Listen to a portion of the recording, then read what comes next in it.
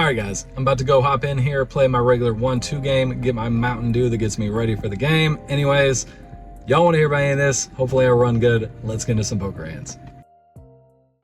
Hey, what's up guys? Hope you're having an amazing day. First and foremost, I would like to say thank you for all the new subs on the 2 most recent videos. You guys have been crushing it. We're basically at 500, trying to get to 1,000. Anyways, into this poker hand, we have Queen Jack offsuit, raise it up to $10. We get called by the under the gun +1 players. Everyone else folds until it gets to the hijack. He decides to call as well, and we're gonna be going 4 ways to this flop. So guys, speaking of the subscriber count, and 90.5% of you are not subscribed, if you could just click the subscribe button, it's free to do. Anyways, back to the poker hand. We go to the flop and it is, boom, 855. We hit absolutely nothing. Luckily, no one else appears to have hit anything as well, because action does check through. Turn comes in, it is the bink jack of clubs. Now we have top pair with a queen kicker, under the gun +1 bets 15. This is just a spot where we're going to call all day. We hit top pair, we're never folding at this point. River is the 7 of spades, under the gun checks, under the gun +1 goes all in for 45. I asked for a count. Realistically, I'm not folding. I mean, 9-10 gets there, but clubs break off. I suppose he could have a 5, but it's $45. I'm never folding this hand for that price. So we give it a call. Unfortunately, he does have one of those hands. He has ace-5, and he wins this pot. Grr, poker can be hard. All right, let's go on to the next hand. All right, guys, for this next hand, we look down and see the mega premium deuce 4 suited. That's right, basically top of our range here. Under the gun decides to raise it up to $7. Middle position player calls. The button calls. I'm calling as well. You can never fold deuce 4 suited. We all know this. Big blind calls, so we're now going 5 ways to the flop with this amazing hand. And we flop a flush draw. When it comes out, Queen Jack 5 with 2 hearts. Now, it is not the best flush draw. In fact, it is the smallest flush draw available right now. But it is a flush draw nonetheless, so when under the gun makes it 15 to go, I call along with a couple of my compadres here. So I call, big blind calls, under the gun tanks for a little bit, looks at his cards. Dealer is getting impatient. No, you don't pull in the chips yet, dealer. You gotta wait. Under the gun has to act. There we go. He called for 15. We're going 4 ways to this turn, which is the big 7 of hearts. I don't think I should lead out here. I think checking is fine. Once again, we have the worst flush possible, so I check. It checks through board pairs, so I'm checking again at this point. I'm just in check call mode. Middle position bets 15. I don't think I should raise. I think there's merit in raising, but if I just call and get the players behind me to call as well, big blind decides to fold, and the middle position decides to call. So I think if I raise there on the river, I'll show my flush, by the way, and we're good. I mean, the flush, it's basically the nuts at this point. But there were higher flushes, so once again, I don't know. You could raise, you could not raise. I decided not to. We won a $104 pot. Let's move on to the next hand. The next hand we're playing is going to be pot limit Omaha. We look down at king 4-4. Unfortunately, we have no suits, so it's not quite as strong, but still we have a pair of kings and we have a pair of 4s. Now with Omaha, you have to use 2 cards in your hand with 3 cards on the board to make the best 5-card hand. I raise it up to $10. It's Omaha, so everyone wants in on this because any 4 can score. We all know that. So we get a total of about 1 million callers, or 4, maybe 4. Going 5 ways to this flop, which does not hit us at all when it comes out 7 queen 8 rainbow. The only good thing about this board is that it is rainbow. We do have kings, which are an overpair, so when the big blind leads out for $10, it's only like, what is that, 20% of the pot. Of course I'm gonna call. Maybe we can hit a king, maybe we can hit a 4. Personally, I'd rather a king because they may already have a set. Anyways, we get a couple callers, 4 ways to the turn, and we bank the king. That's right, we have the nuts right now. This is a very straight heavy and flush heavy board at this point, so when the big blind checks to me, I'm gonna lead out for 60. You can go pot here, but I feel like too many people go pot in Omaha, and it runs off a lot of your clientele, so you don't get paid the max. Now, you do want to charge the draw, so I understand going pot every time you have the nuts. Either way, everyone else folds, big blind calls, and we're going heads up to this river. which is the Bink Queen of Diamonds. That's right, we have the nuts outside of quads. Guys, also I don't like to bet pot all the time, because if you do want to bluff in Omaha and you're not betting pot when you have the nuts, you can not bet pot on bluffs and get away cheaper. Regardless of all that, there's 210 in the pot. I bet 150. The big blind player is now in the tank. He says he has a good hand. He does not think he can fold. That is perfectly fine with me, because if you had quads, all the money would have been in already. He eventually does call. I let him know I have kings full. He said, yeah, that's unfortunate. He flopped a set of sevens with the queen, so he had all the blockers in the world. I understand his call. Pretty bad cooler for him right there that we drilled the king on the turn and then the queen came in on the river. We're taking down a $510 pot though, and let's move on to the next hand.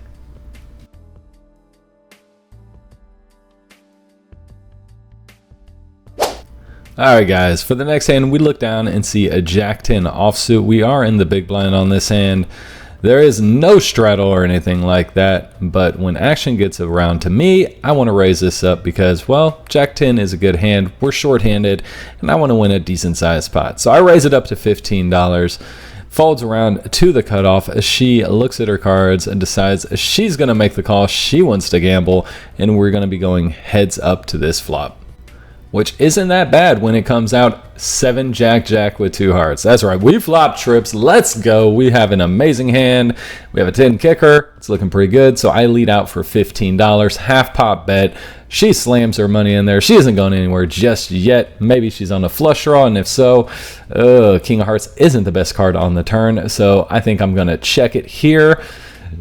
Once again, not the best card to see. Action does get around to her. She thinks about it for a second before landing on a sizing of $20. That's right, a third of the pot. I look back and see she only has about $50 behind. So if she has a flush here, she has a flush. We can still boat up. I put her all in for her 68. She has effective.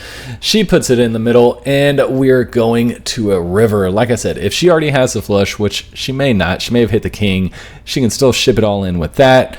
So we're ahead a lot of hands behind the flushes, but once again, even if we're behind, we can still catch up. Pot's $200. Dealer is getting the pot right. Said I was short $5, so I chunk him the remaining 5. He puts all the money in the middle and just pair the board one time, or at least no more hearts, no more straight cards. You know, a 10 will be fine. I mean, you can put a 10 out there. I'd be happy with that. But either way, let's go to the river, and it is 8 of hearts. Fuck my life. I hate poker. Jesus Christ, what is going on here? She flips over her cards and she decided to get it all in with ace-10 offsuit with the ace of hearts. So she is scooping this $200 pot. GG to her. Let's move on to the next hand. For this hand, we have $5 on the button, trying to juice up the game a little bit because I like playing bigger pots. We look down and see the amazing Queen 4 offsuit. As you all know, this is not a good hand. So small blind calls. There's a little bit of confusion. The dealer was telling him it's your small blind and he threw out $5. So the dealer was like, are you calling? He hadn't even looked at his cards. He's like, yeah, I'm calling. So he called the 5. It folds around to me with Queen 4 offsuit on the button. I'm just going to check here. So we're going to be going heads up to the flop. The flop comes out 8-4 deuce with 2 clubs. We have a 4 and a queen kicker. This gentleman leads out for $15. He wants to bet 150% of the pot. I'm going to stick around because this guy's kind of a crazy player. Like, he's just been all over the place. He's been hitting hands, don't get me wrong, but he's kind of been crazy. Turn checks her, it's a 9 of spades, and we bink the 4 of diamonds on the river. This guy decides to just raindrop $30 in chips into the pot. The dealer's letting him know, hey, buddy, if you do that in the future, like, come on, that's just $5 for the bet. You can't just drop them from up top. You know, you have to put your bet out in one fluid motion. So he looked at me because I play her all the time. This guy hadn't played here. And I'm like, hey, just make your call, make your ruling because I'm in this hand. I don't want to affect it. Anyways, we hit trips, so I'm raising it up to $100. I think this is a fine raise. We can get paid by weaker 4s, 4-3, 4-5, 4-6. You know, I think a non-believing 9 could pay us. He could pay us off with an 8 with this particular player. I just think we have to go for some thin value here with a 4, trip 4s and a queen kicker. All the flush draws missed as well, so it just feels like the right move. Anyways, he is counting out his chips, taking a while, counting them one time. Eventually just just throws them all in the middle. The dealer gets the pot right. Make sure he has $100 out there. I let him know I have the 4. He unfortunately has a 4 as well, though, with an ace kicker. So this time we run into it. Like I said, he's just hitting hands. But I don't think there's anything we can do on this one. On to the next one. For this next hand, we look down and we see 10-3 of diamonds. So there's a raise to $6 from under the gun. And this is not really a hand you should do this with, but I was feeling frisky. I was feeling a little spicy, so I made it $30. Just 10-3 suited, doesn't connect with anything. Don't ever do this. Button calls, under the gun calls, and we're going 3 ways to a flop. Hopefully we can hit something, because somehow I have found myself in a $90 pot before the flop even comes out.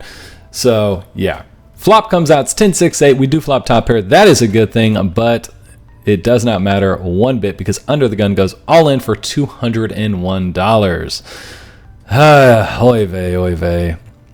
I'm in the blender at this point. Honestly, this is just a fold. We don't have backdoor diamonds. We don't have backdoor anything. This is a fold spot. But I'm bored. I'm feeling like a donkey. I convinced myself he can maybe do this with something like, Jack 9. I'm basically praying he has Jack 9 at this point. So I make the call. He, in fact, does not have Jack 9. He asked me how many times I want to go. I tell him I don't care. We decide we're going to go twice. He lets me know that he has a set, and we're pretty much dead. First run out is Jack Queen of Hearts, and the next one is Jack of Diamonds with the 3 of Hearts. So, we hit 2 pair on the bottom board, but unfortunately, he is going to scoop here. I believe he had a set of 6s or a set of 8s.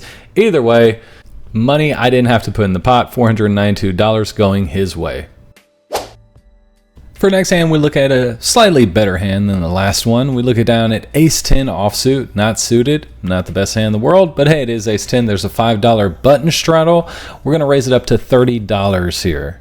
The gentleman to my left, which is the newer player to the table, takes a while before he decides that he's going to want to, eventually he's going to call. Like, just trust me. I was there. I know what happens. There, you got it. Yep. Just get, it's not enough. It's not enough. Yep. You got, perfect. Okay, he makes the call. The cutoff folds, gets around to the button. He acts a little faster. He makes the call. Good for him. Small blind calls as well. Guys, we're going 4 ways to this pot. What is happening tonight? This is a 1-2 game. Why are people going $30 raises? This is insane. Granted, there was a straddle, but regardless, this is where we are at. $120 in the middle to a flop of 6-4-4 with 2 diamonds. Now, this board does not hit us at first glance, but we do have the ace of diamonds, so if a diamond comes in, we can represent that. Also, we have something called ruthless aggression. That means we can put money in the middle without even having anything, and that's what I decided to do. I laid out for $75. In hindsight, I think I could have bet a different amount. I think 75 is a little too high. I think, I don't know, with the 2 diamonds out there, I think it's good to, raise your bets, but I do have the ace of diamonds, so I'm blocking some of the flush draws. Anyway, the button calls and the small blind calls as well. So we're going 3 ways to this turn, which really changes nothing on the board other than bringing in a possible straight. The dealer is getting all the chips together. I kind of ruined the turn for y'all. It's okay, guys. It's coming. It's right here. Boom!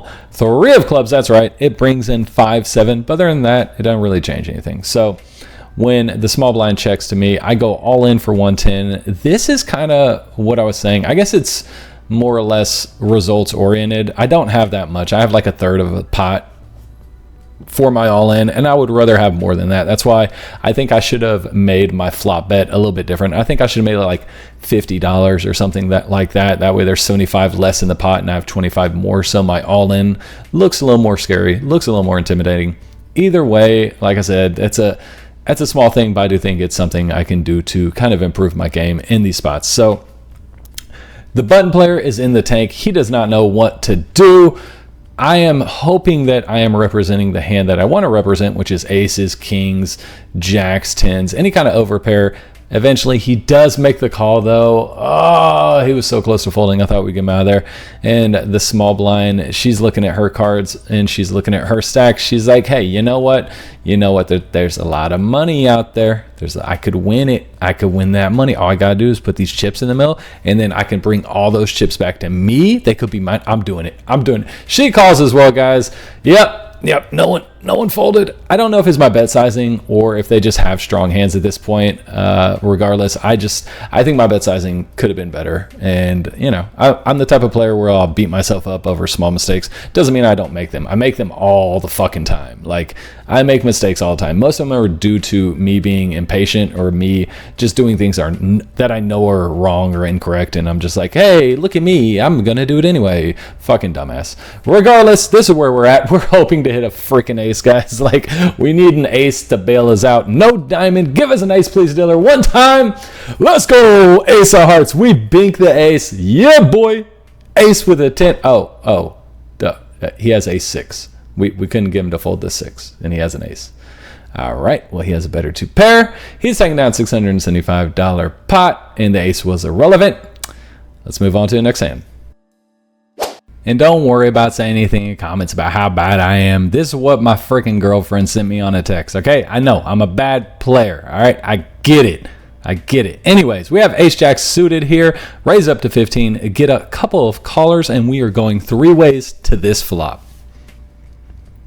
which is 10 ace 3 with 2 spades. I check it, trying to be sneaky and slow play. The player to our left, I just realized I can kind of see his cards through my camera here. I probably should let him know. I didn't see because I wasn't looking. Anyways, so he checks, button bets $20. I make the call. The person to my left folds, and we're going heads up to the turn, which is the 8 of spades, bringing in the front door flush. It goes check, check. So I do not put him on the spades. King of hearts comes on the river, and I think this is a slam dunk value bet time. I bet $50. He snap calls. I let him know we have ace jack. He says we are good, and he says you're welcome for the donation. So hey, I'll take it. We've been running bad. Let's move on to the final hand of the night. All right, guys, we loaded up for $500 more. Some people at the table were getting deeper stacks, and I didn't want to get in a hand where I made the minimum. We are on the final hand, though, and it is an Omaha hand. We look down at ace 4-4 deuce double suited. There was $5 on the button. We raise it up to 25. We get 3 callers, and we are going 4 ways to this flop, which is 7-3-9 with 2 spades. We flop the nut flush draw. Hopefully we can hit. We check it. The gentleman to our left, which is once again the newer player to the table, it doesn't really play with us too much, he bets $25. I'm thinking, okay, not a big deal. That's a quarter pot. I can call that. Middle position, though, it decides it's not enough. He raises it up to 75. Well, I mean, it is what it is, guys. We've got the nut flush draw. This is Omaha. It's a draw heavy game. You kind of got to pay to play. So when action does eventually fold around to us, we are obviously going to make this call and see at least 1 more card. So we put in the chips for $75 more, make the call to see the turn. Hopefully we can hit and it does not pair the board, because if you didn't know, in Omaha, the board is paired. Someone probably has a boat, especially at a full table, which is what we have. Once again, the gentleman to my left is counting out his chips in the slowest way possible and putting them into the middle in the messiest way possible. Poor dealer has his work cut out for him. Either way, put in $25, a little bit heavy. Dealer gave it back to him. Going 3 ways to this turn. Come on, spade. Nope. Queen of clubs. So I check. The gentleman to my left checks, and now it is on the middle position player. He thinks about it for a second before grabbing 4 green chips, throwing them into the middle. That makes it $425 in this pot, so it's only like $100. I mean, I'm basically getting the right odds to call. Had he potted it, I would have folded, but he only bet 100, so I call. We have 1 more card to go. Gentleman to my left does not have $100. He's trying to figure out if he can still play. You can still play, sir. You just have to put all of your chips into the middle, which he decides to do. He puts his remaining $55 in. Good luck all in, but not really, because I'm in this hand. Why do people say that? Like, they say good luck all in. Why not good luck to the other people? Like, they want to win too. It's not like the person all in is the only one that wants to win. We all want to win. I guess it's because the last of their money. I guess I kind of get it. Either way, go to the river, bank 8 of spades, let's go. We have the nuts outside of, yes, the straight flushes to you nerds. I know they're out there, but it is what it is. I can't be worried about that. If they have a straight flush, they win the hand. Nothing I can do. I go all in for 255 effective. That means I am putting him all in for his remaining $255. That's why my chip stack is more than 255, if you were wondering. He does not think long before he says he's going to make the call. We flip over the nut flush. He shows he had flopped a set. Unfortunately for him, he did not improve. Very unlucky. He also had a pair of jacks, which were blockers to some straights. So I get the call. I don't know what the other player had. The dealer mucked his cards too quickly, and I just didn't look. But with all that being said, we are taking down this $1,090 pot to end the night. Very good to end on a win. Yep, you gotta give me the rest of your chips. Sorry, man. This guy's a good guy. I play with him all the time. He's a great guy. I had nothing but love for him, but your chips do have to come to us. Let's go to the outro to see what we made. What's up, guys? So as far as the poker goes, we ended up 250, and I'll take that. It's a very roller coastery ride, but we ended up winning. In case you guys are wondering, this is my office where I edit YouTube videos. I do my office work, things like that. Got a little blow-up air mattress in case I get too tired. I want to go wake up the old lady. But anyways, I appreciate the love and support. Make sure you drop a like and subscribe. It helps out the channel a ton. It actually does. Like, I know people say that all the time, but it does. And if you don't want to, don't fucking do it. It's not the end of the world. But appreciate the love, guys, and I'll catch you on the next one.